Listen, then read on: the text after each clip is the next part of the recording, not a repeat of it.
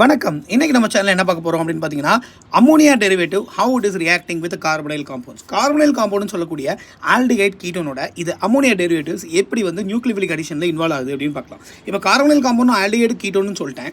அதே மாதிரி ammonia derivative யாரா இருக்கலாம் அப்படின்னு பார்த்தீங்கன்னா, ஒரு அமீனா இருக்கலாம், ஹைட்ராக்சில் அமீனா இருக்கலாம், ஹைட்ரசீனா இருக்கலாம், அல்லது ஃபினைல் ஹைட்ரசீனா இருக்கலாம், அல்லது 2,4 டைநைட்ரோஃபினைல் ஹைட்ரசீனா இருக்கலாம்.